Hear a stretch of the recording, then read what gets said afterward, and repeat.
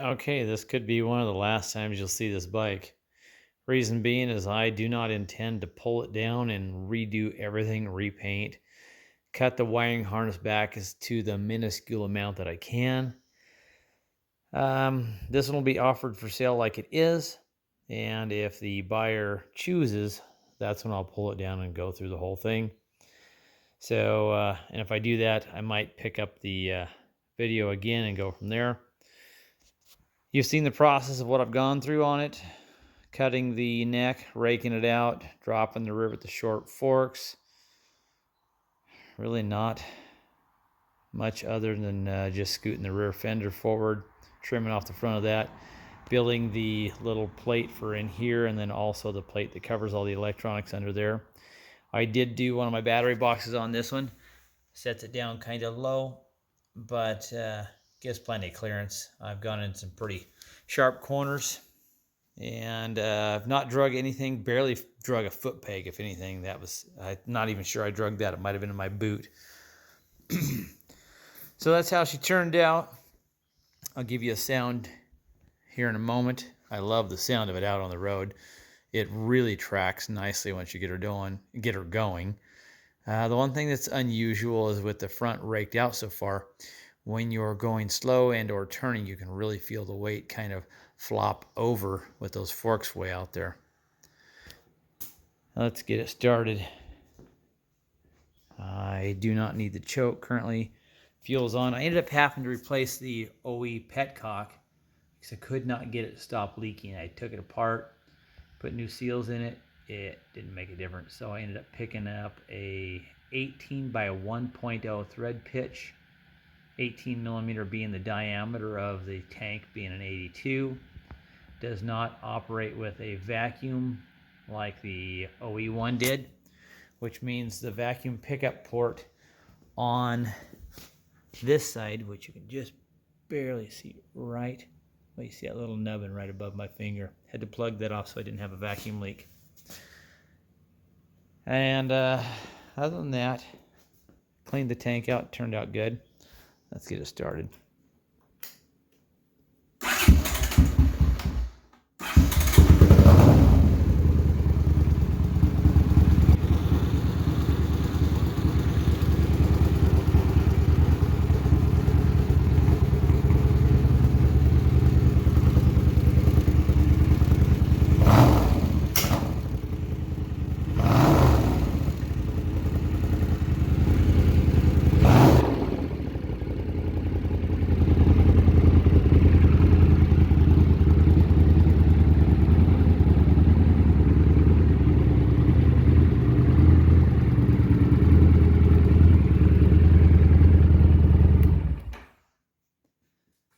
So there it is, done and ready to go.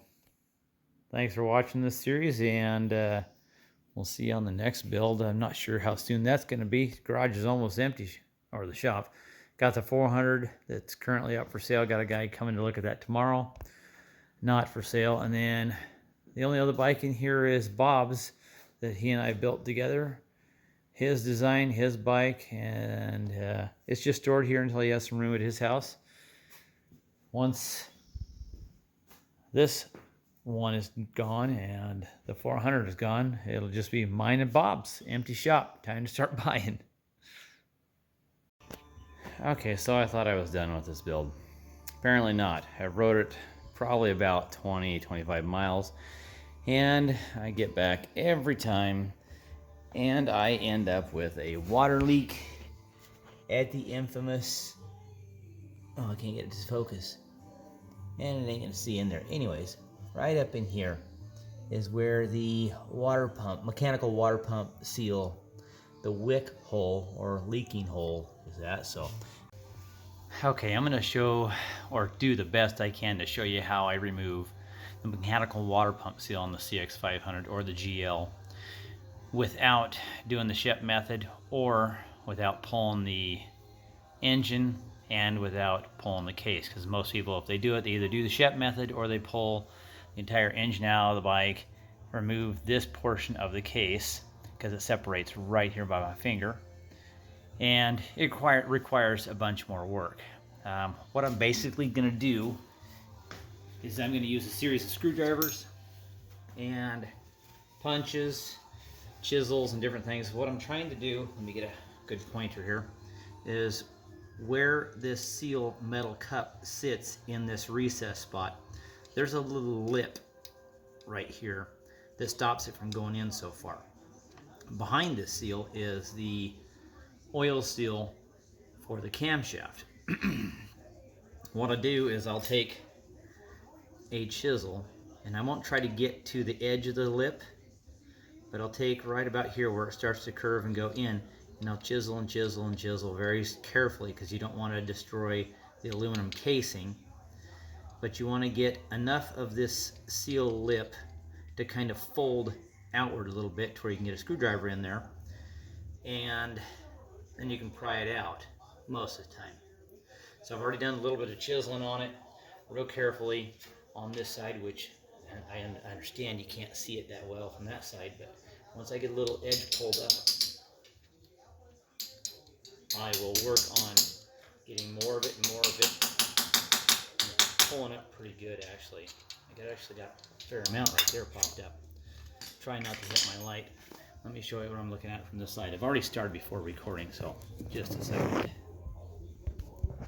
So if I can get enough light in here, I'll be able to see it better. See that lip edge pulled up there? The light's going to move around on me. Let me see if I can get the light to stay. That's a little decent. So from that point, I will get a screwdriver in here, and I'll try to pry it up, and hopefully it'll move. Oop, slipped out. I see it moving just a bit.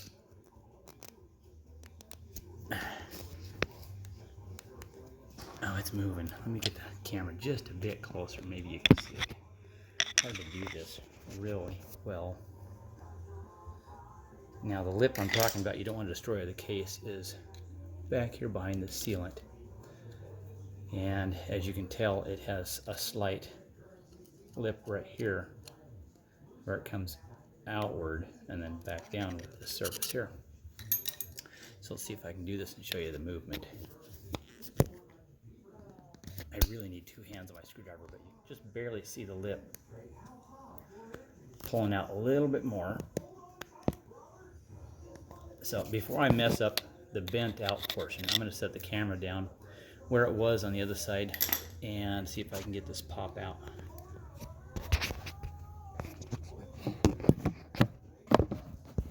And make sure you're in focus there.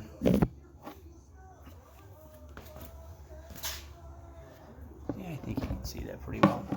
Slightly off to the side, as long as the phone doesn't fall.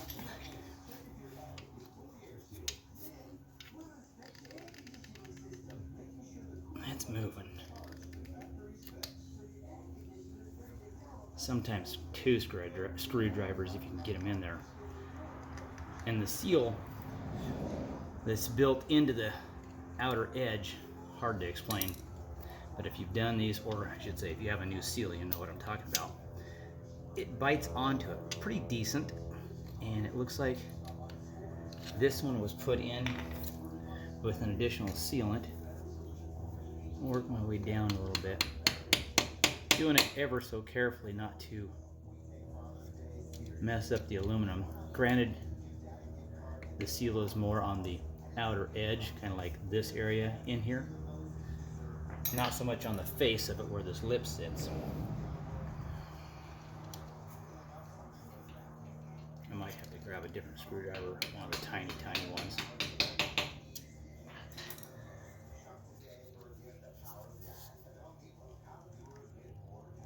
Ouch. That was a finger. I would do the shep method, but this one was showing signs of oil leakage down here just a little bit too. Let me pause it, grab a different screwdriver. 1 second. Okay, so I had another idea, which I've tried once in a while, is I used a heat gun, went around this area, because the sealant is basically a glue. Once I did that, I got the screwdriver back in here, and I saw it starting to move.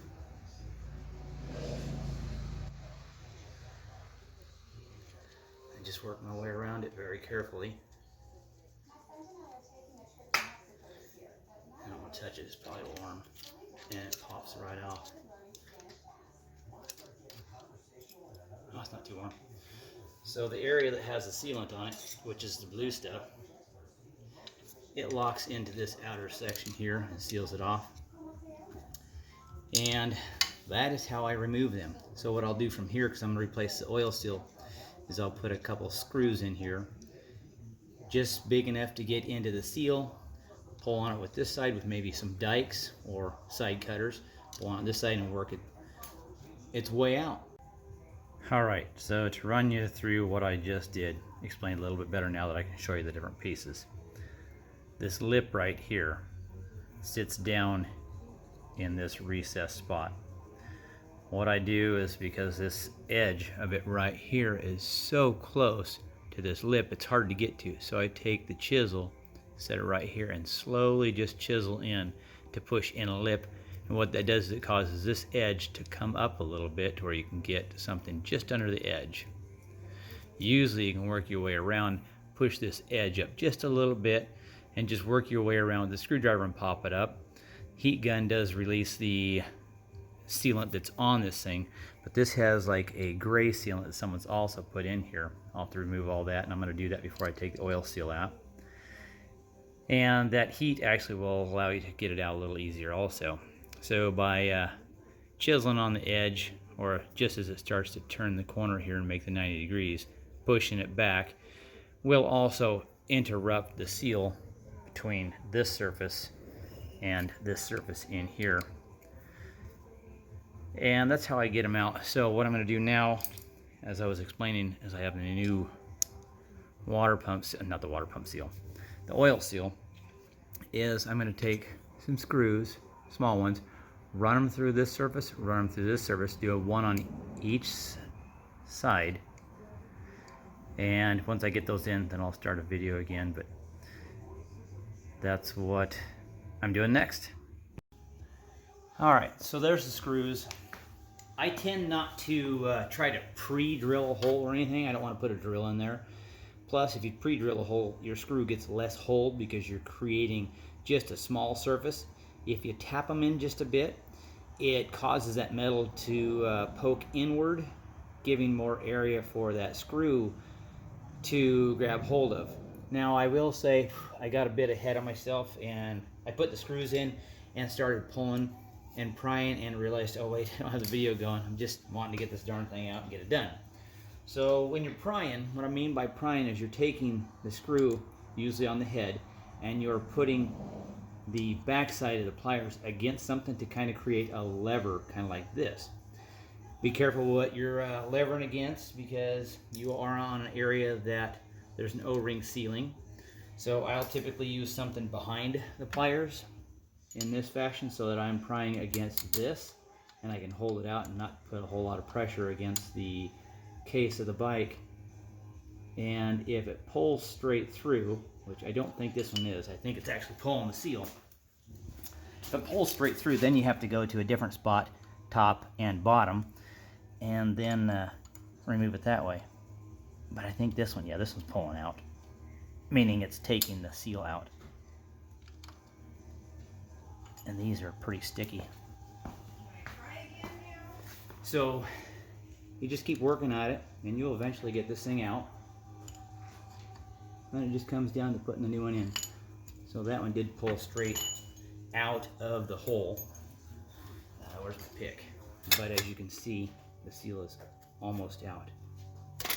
And it's out. Alright, now the seal is out. I've very carefully cleaned all this area here.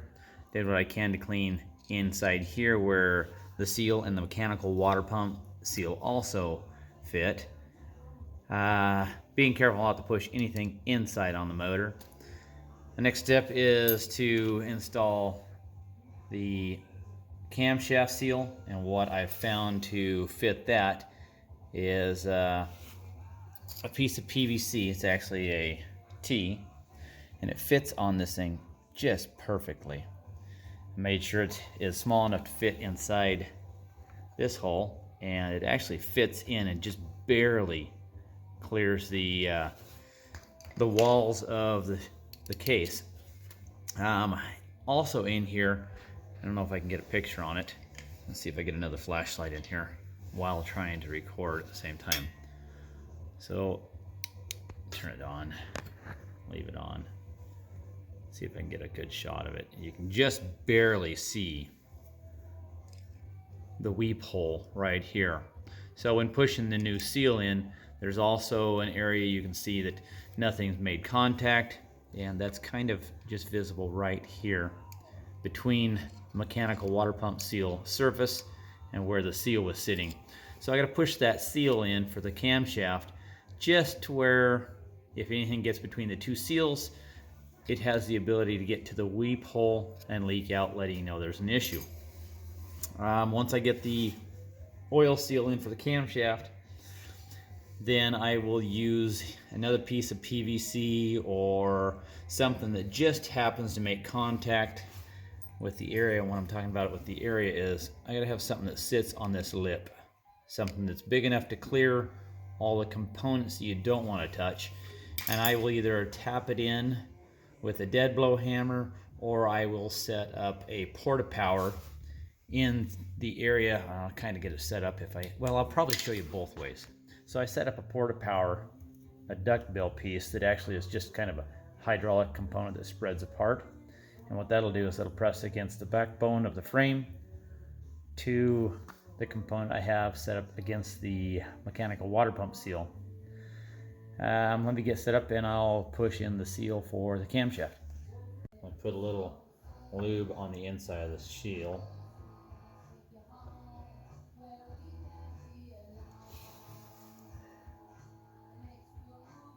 Drop it in.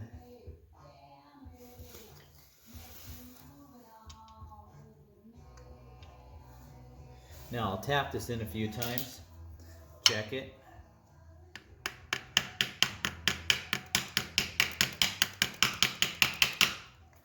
Make sure I'm not getting it too far.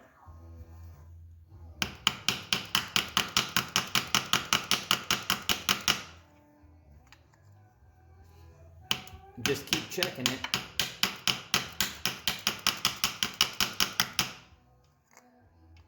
Okay, you can just start to see the weep hole right there at the bottom.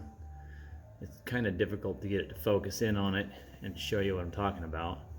That's about the best shot of it. I'm gonna go a little bit further with it.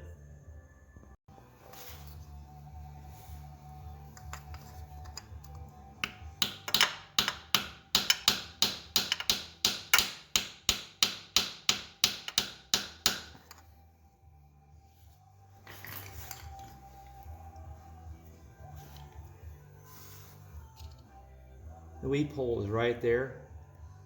The seal is just barely covering it. A little bit more.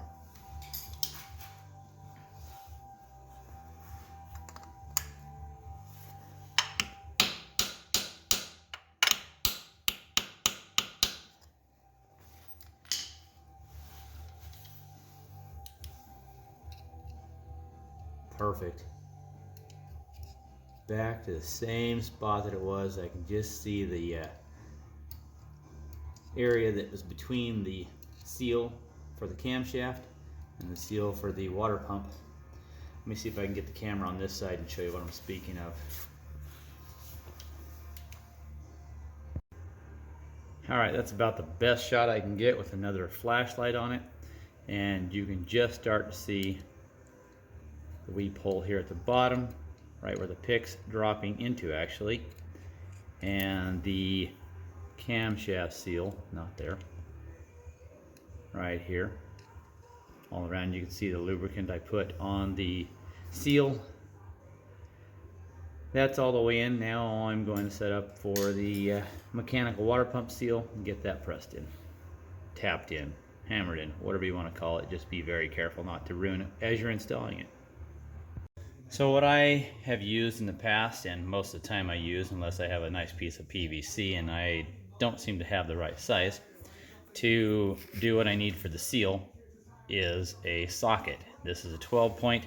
The reason I use it is It fits on this edge, catches the lip of the seal, and it also clears the seal components that are brittle. It actually has room to move around on it without damaging the seal. So it has a little wiggle room. The other important part is the lip down here by the camshaft on the back of the motor. It fits in and has a little bit of movement there, so I'll know it presses it all the way in. The porta-power is one of these, and that's what I'm talking about, a duckbill. By pumping this handle, it presses fluid through the pressure line, and it causes that to spread apart.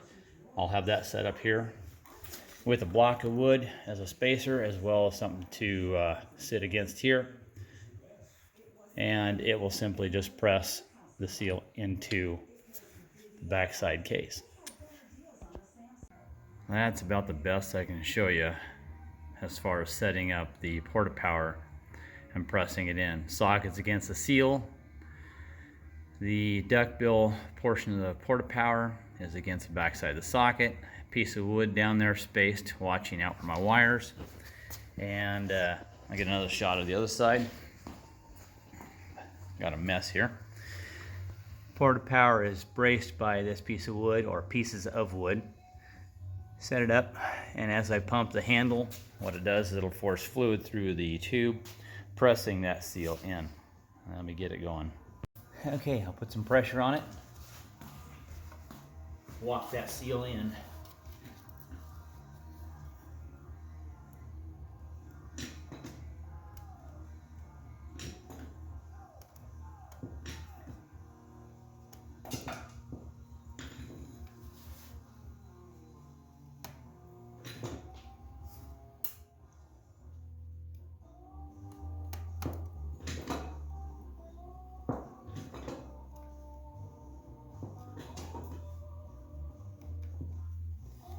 And it's in.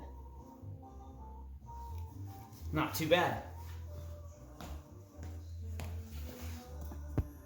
All right, well, there's a new seal installed. Behind it is the camshaft oil seal. In the backside of the impeller, a new polo mint.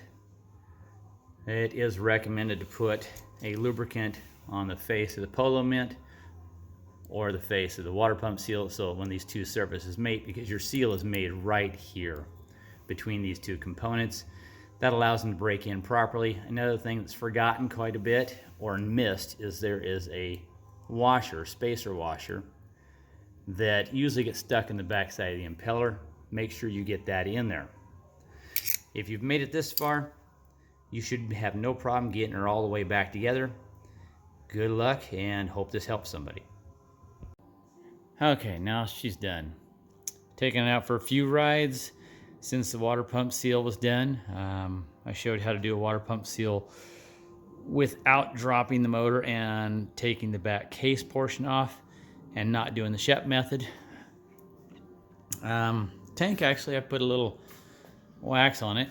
Aside from some scuffs and scars, the original tank paint isn't that bad. That's how it will stay until it's sold. Various things I got done on it. You've seen them through the process. Wiring's not done. Obviously the paint work is not done. But it rides pretty amazing. I'm surprised how easy it is to ride and how comfortable it is. So thanks for watching this build. And if you have any comments or questions, by all means, put them down below, and we'll see you on the next build or next project.